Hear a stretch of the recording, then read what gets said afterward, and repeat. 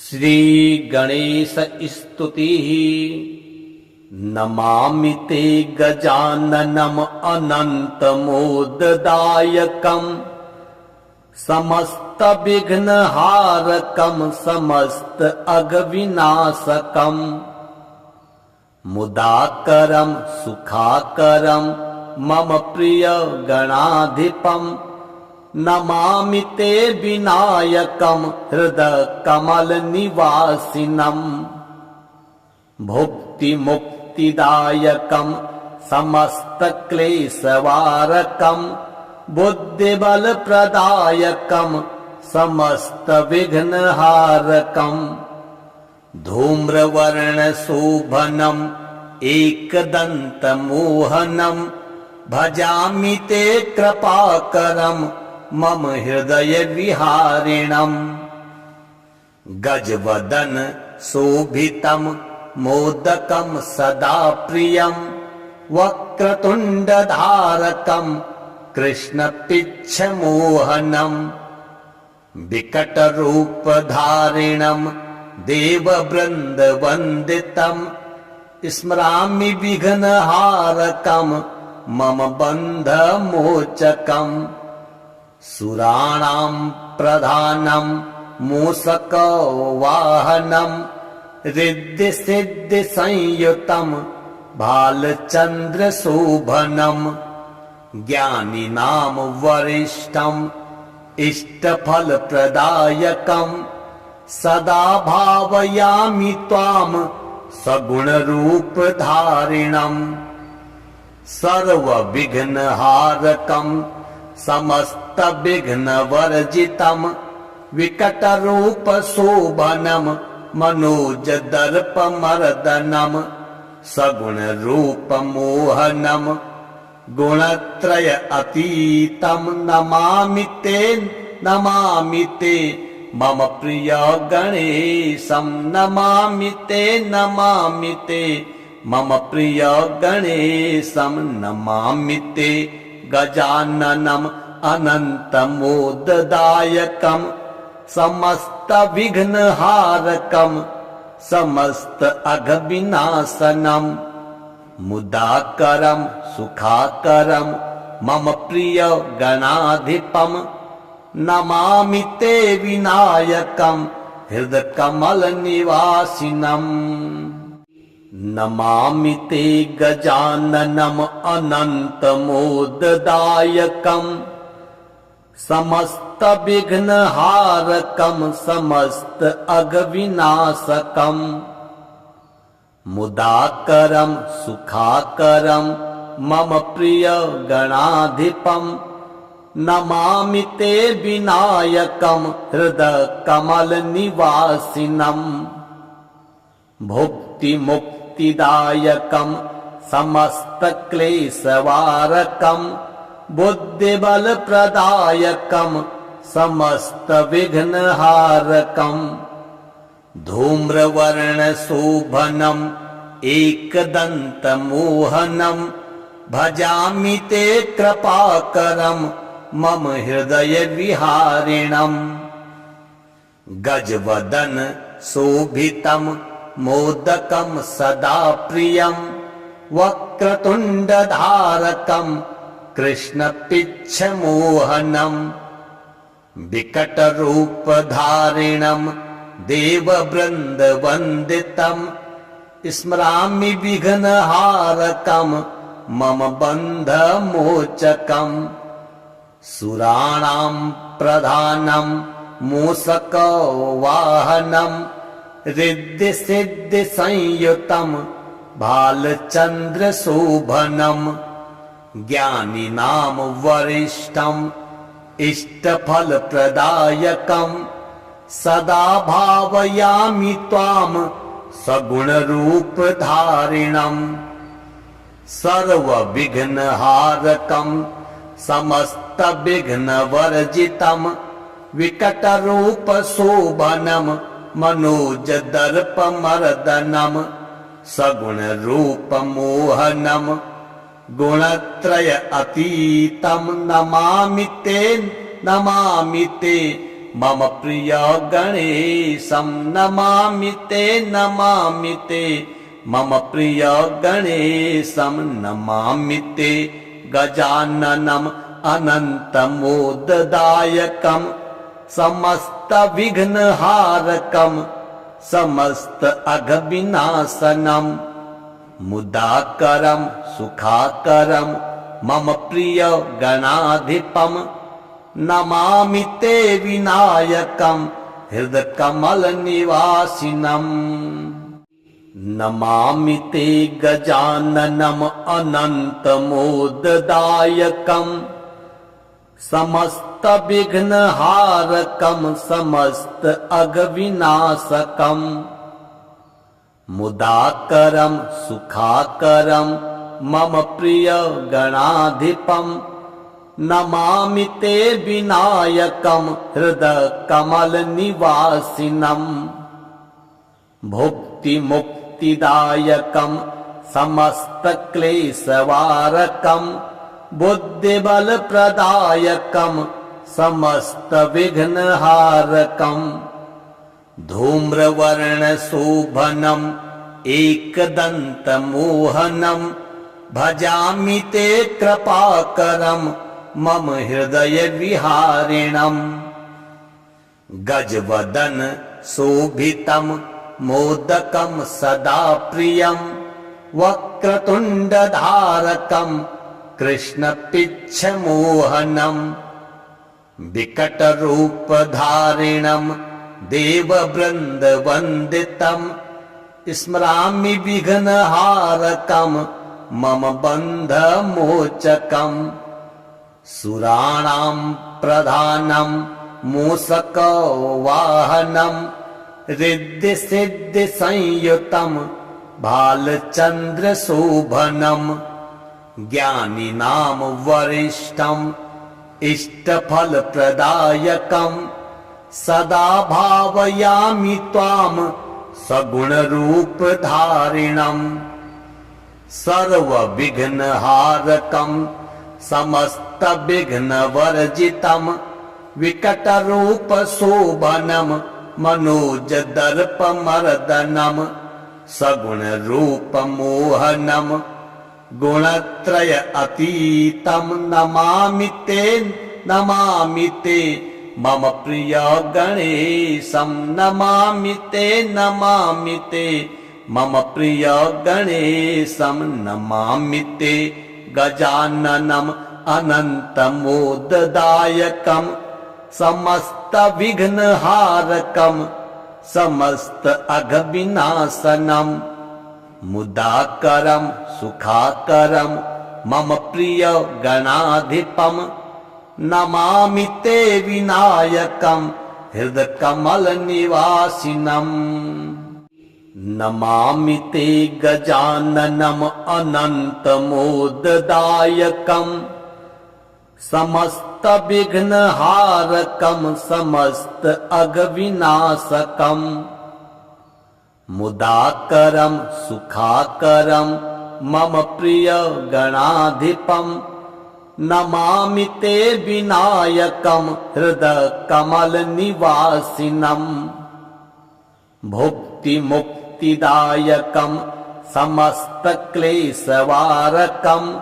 बुद्धिबलप्रदायकम् समस्तविघ्नहारकम् धूम्रवर्णशोभनम् एकदन्तमोहनम् भजामि ते कृपाकरम् मम हृदयविहारिणम् गजवदन शोभितम् मोदकम् सदा प्रियम् वक्रतुण्डधारकम् कृष्णपिच्छमोहनम् विकटरूपधारिणम्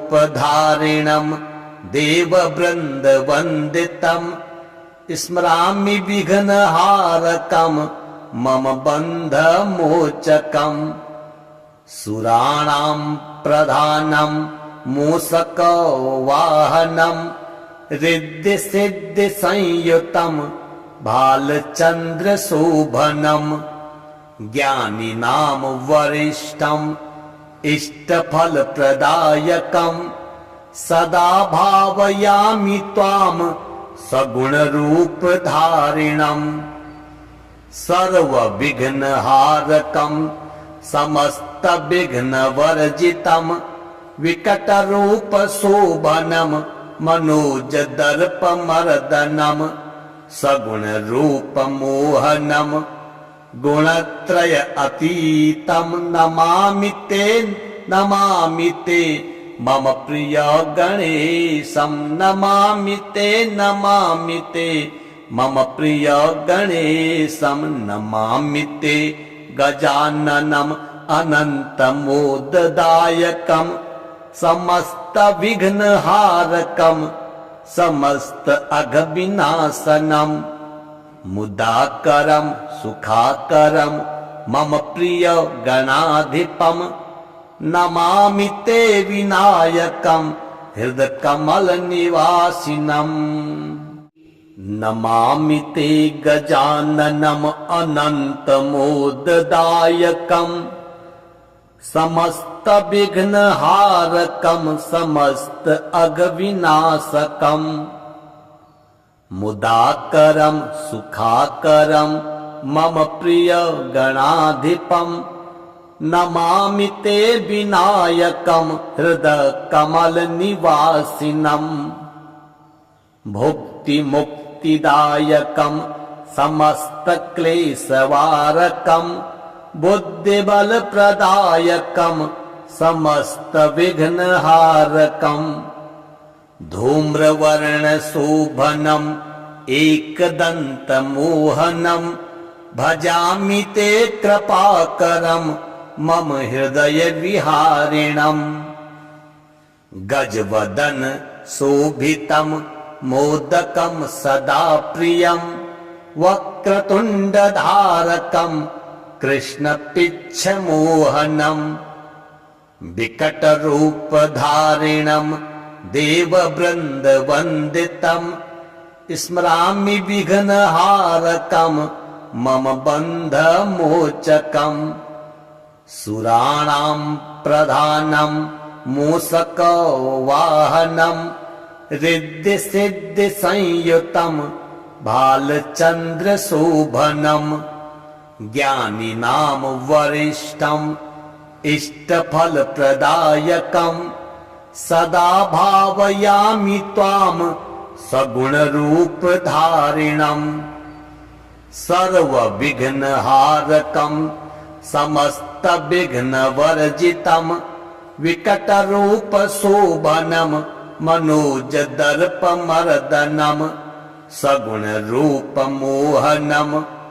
गुणत्रय अतीतं नमामि ते मम प्रिय गणेशं नमामि ते मम प्रिय गणेशं नमामि ते गजाननम् अनन्तमोददायकं समस्तविघ्नहारकं समस्त अघविनाशनं मुदाकरं सुखाकरं मम प्रिय गणाधिपं नमामि ते विनायकं हृदकमलनिवासिनम् नमामि ते गजाननम् अनन्तमोददायकं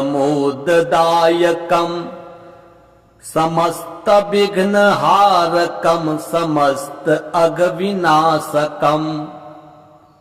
मुदाकरं सुखाकरं मम प्रिय गणाधिपं नमामि ते विनायकं हृदकमलनिवासिनम् भुक्तिमुक्तिदायकं समस्तक्लेशवारकं बुद्धिबलप्रदायकं समस्तविघ्नहारकं धूम्रवर्णशोभनम् एकदन्तमोहनं भजामि ते कृपाकरं मम हृदयविहारिणम् गजवदन शोभितं मोदकं सदा प्रियं वक्रतुण्डधारकं कृष्णपिच्छमोहनं विकटरूपधारिणं देववृन्दवन्दितम् स्मरामि विघ्नहारकम् मम बन्धमोचकम् सुराणां प्रधानं मूषकवाहनम्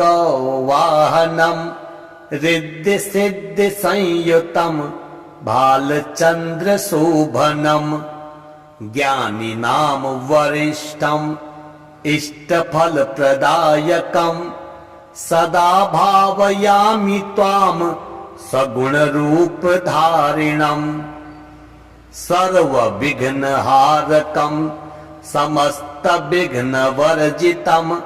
विकटरूपशोभनम् मनोजदर्पमर्दनम् सगुणरूपमोहनम्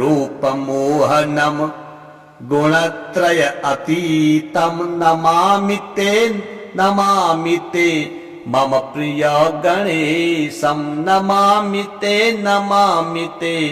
मम प्रिय गणेशं नमामि ते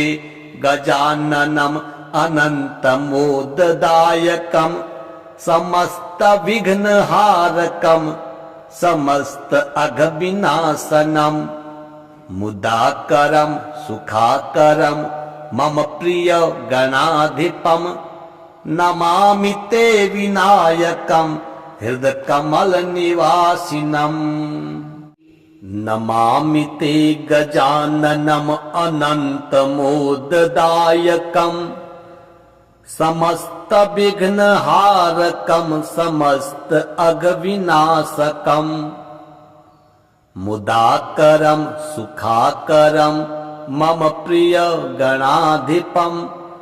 नमामि ते विनायकम् हृदकमलनिवासिनम् भुक्तिमुक्तिदायकम्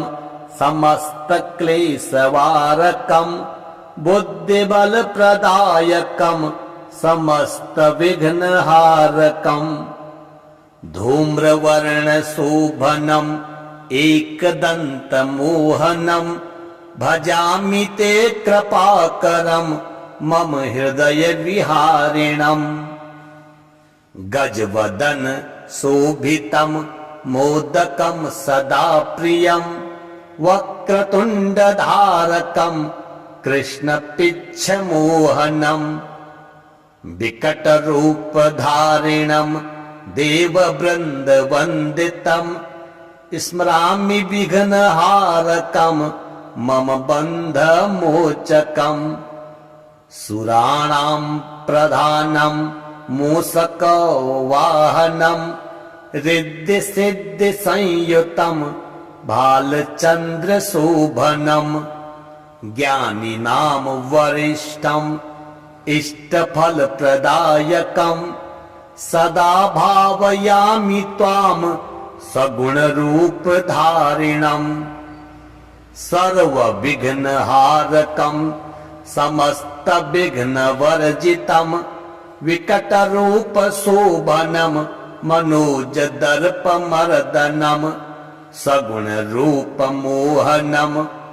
गुणत्रय अतीतम् नमामि ते मम प्रिय गणेशं नमामि ते मम प्रिय गणेशं नमामि ते गजाननम् अनन्तमोददायकम् समस्त विघ्नहारकम् समस्त अघविनाशनम् मुदाकरम् सुखाकरम् मम प्रिय गणाधिपम् नमामि ते विनायकम् हृदकमलनिवासिनम्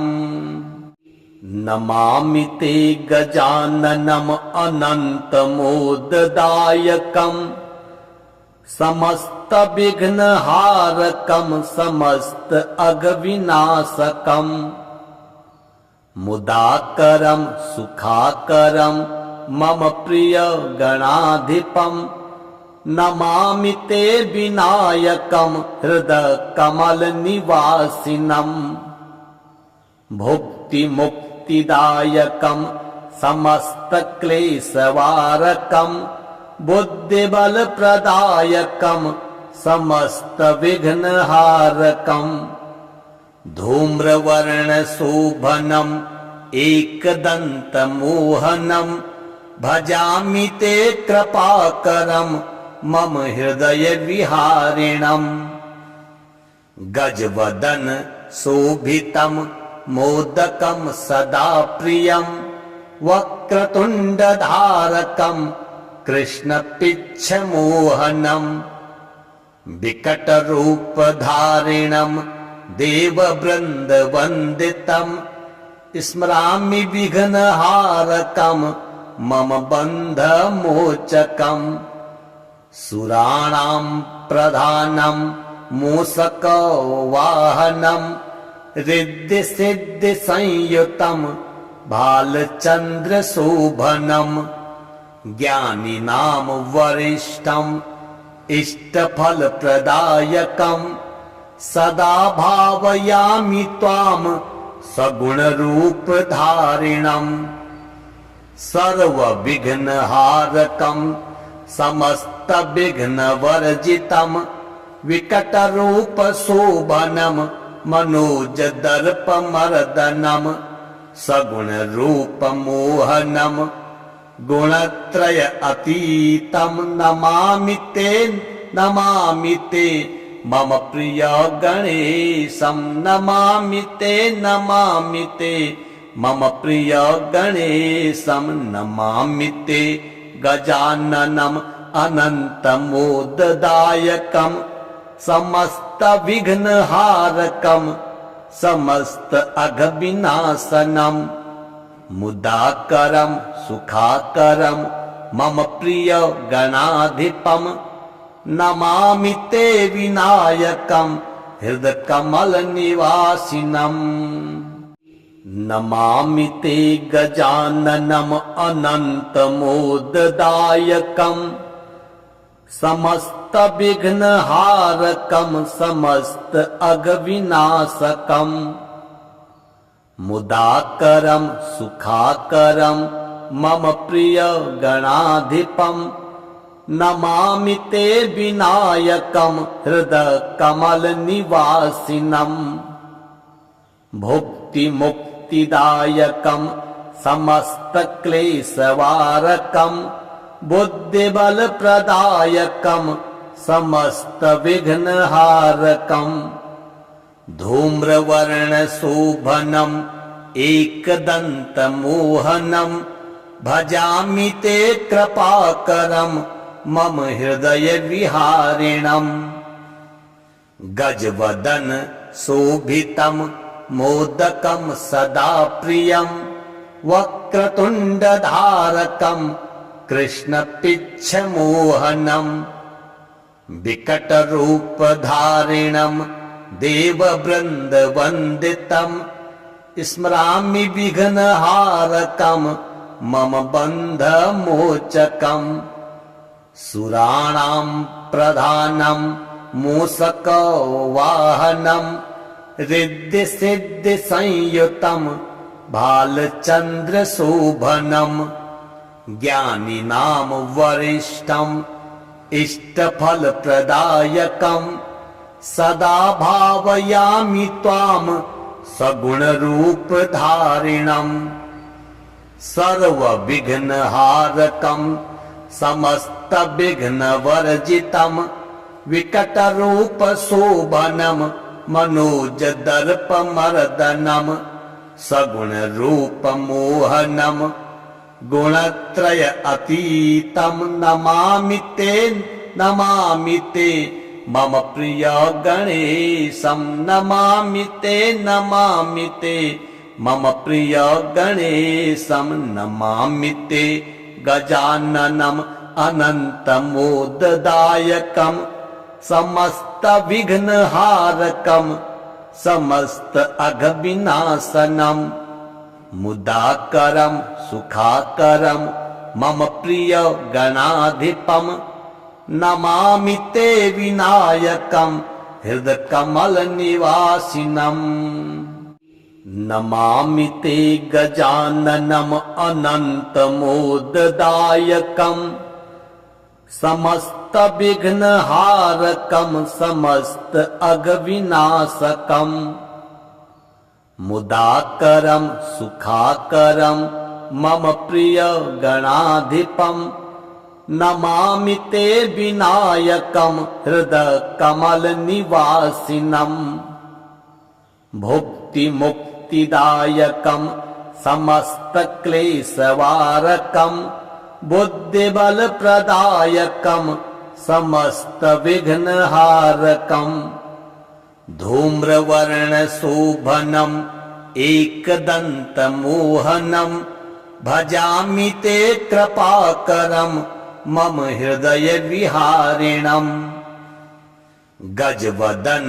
शोभितं मोदकं सदा प्रियं वक्रतुण्डधारकं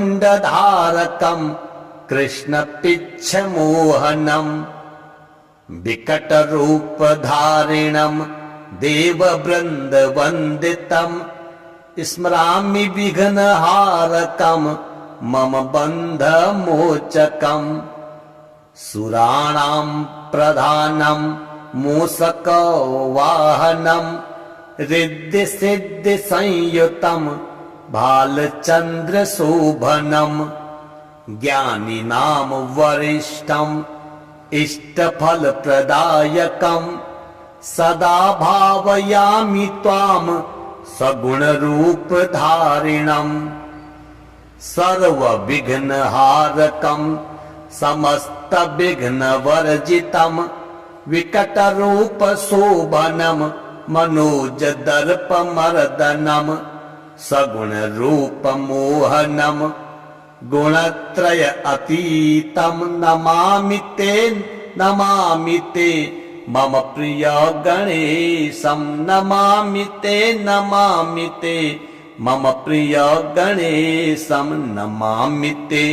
गजाननम् अनन्तमोददायकं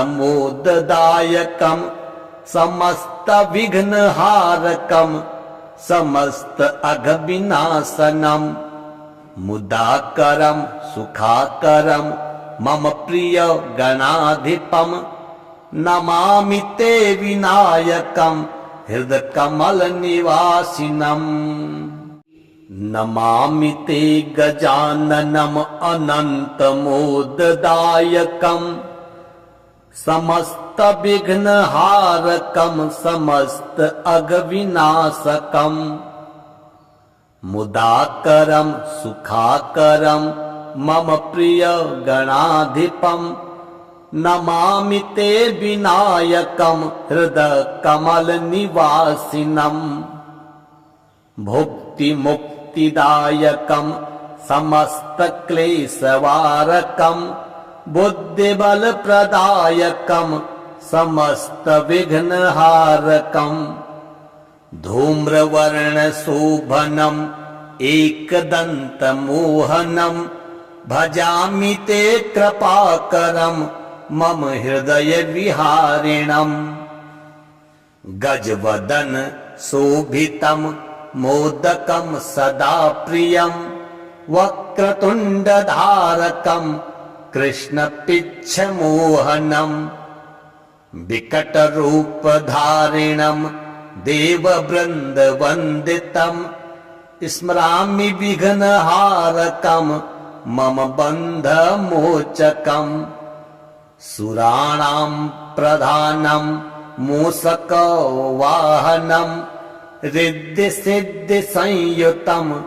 भालचन्द्रशोभनं ज्ञानिनां वरिष्ठं इष्टफलप्रदायकं सदा भावयामि त्वां सगुणरूपधारिणं सर्वविघ्नहारकं समस्तविघ्नवर्जितं विकटरूपशोभनं मनोजदर्पमर्दनं सगुणरूपमोहनं गुणत्रय अतीतं नमामि ते मम प्रिय गणेशं नमामि ते मम प्रिय गणेशं नमामि ते गजाननम् अनन्तमोददायकं समस्त विघ्नहारकं समस्त अघविनाशनं मुदाकरं सुखाकरं मम प्रिय गणाधिपम् नमामि ते विनायकं हृदकमल निवासिनम्।